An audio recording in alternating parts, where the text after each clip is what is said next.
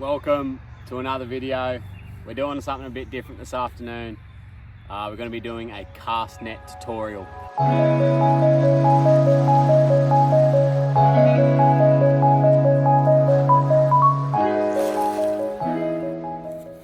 So first things first, an aerator.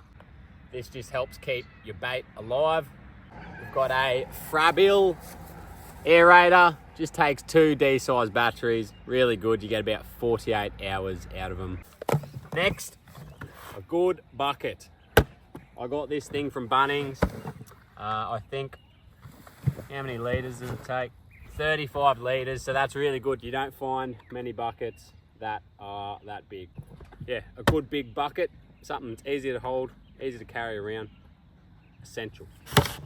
And also, lastly, obviously, your net. There's a few different options you can go to when you're choosing your net. I'd say when you're starting out, about an 8-foot size is the best to learn with. And then you can step up to your 10-foot or your 12-foot. But to start off, just get an 8-footer. Speak in the store with the guys where you're buying it. Make sure you're getting a net that is for cast netting bait, because there's a few different types of nets. You don't want to get a prawn net or something like that.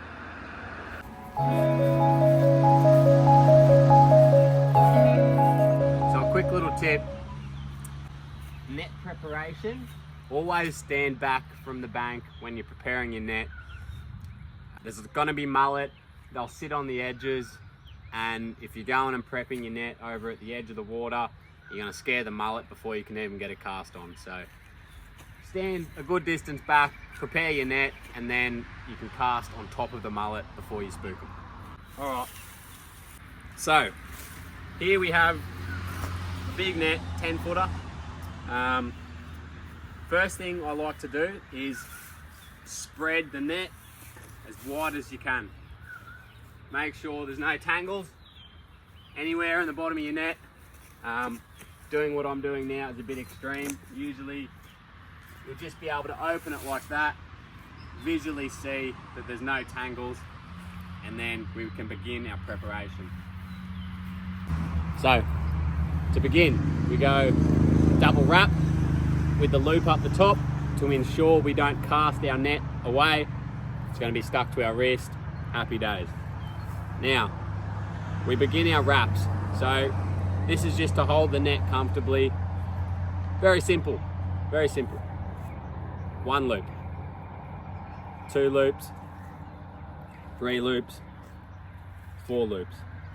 So at the end of our 4th loop, we want to be at the top of the net.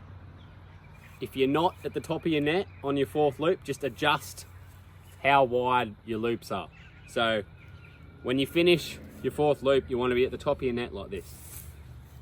Like I said, if you're not at the top on your 4th loop, just adjust the length. So what I mean by that is, say I go 1 loop, 2 loop, 3 loop, 4 loop, and I'm up there, your loops are too small. So we go 1 loop, 2 loop, 3 loop, 4 loop, and we're at the top of the net. Now, for me, again, we open up the net, make sure there's no tangles. At the top of the net, we want to ensure there's nothing tangled up here too. Now this part's very important. We do 1 big 2 open arms width, and we create another loop. Put that in our right hand, and we're ready to move on to the next step. So let's break it down again. We've done our 4 loops up the top. We've done our 1 open arm loop, and we put that in our right hand. Now this is where we should be. The next step is we want to split the bottom of the net into 50-50. So what I mean by that is we want half of the net to be split. So we want half of the net there, and we want half of the net there. Obviously, this doesn't need to be perfect, but just do the best you can to split it as evenly as you can. Next step, very important. We want to grab the left-hand side of the half, and we want to throw it up onto our right hand. So just like this, we grab the left-hand side half, we put it up onto our right hand, like so. Let me go through that again. So we've got the net on the ground, we split it into 50-50, we grab the left-hand side of the halves, and we throw it up on to my right hand, like so. Now, this is what we have left. We've got the left-hand side of the halves up in my right hand. We've currently got what looks like a tangled mess, but trust the process. So we want to grab the top side of the net that's left in the middle. We put that up and place it over our thumb, like this. So I'll go back. We've got that half in my right hand. This is what's left. We grab the middle of the top side of the net and we put that over our thumb. Done. The last step, you open the net like so, and this is how you'll be casting. So one very important tip when you're throwing the net is make sure you release this hand slightly after you release this. So what this does is it helps open the net. It's hard to explain it's hard to understand when you're not throwing the net, but it's a very important step that helped me open my casts a lot easier. You want to maintain holding on to this side of the net for, it's like a millisecond longer. Hard to explain, but once you get better at casting and you start to get a feel of the net, you'll understand what I mean. Let's go. I'm just gonna not even bother if there's mullet on the edge. We're gonna spook them. I want you guys to be able to get a good view of the cast.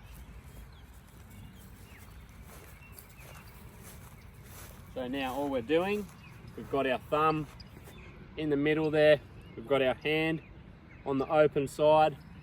We're gonna, with a twisting motion, throw the net.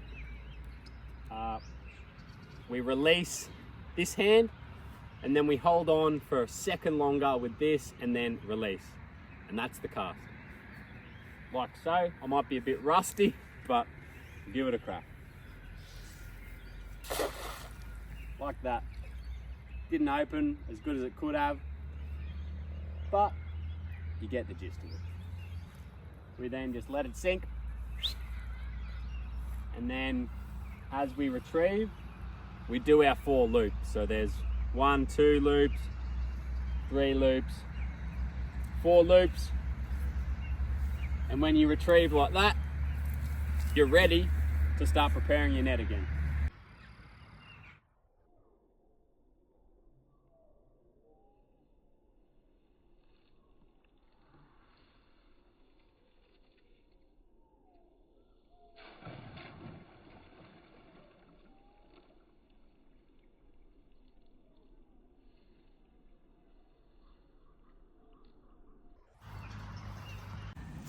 Now, very important, guys, we want to be eco-friendly with our cast netting.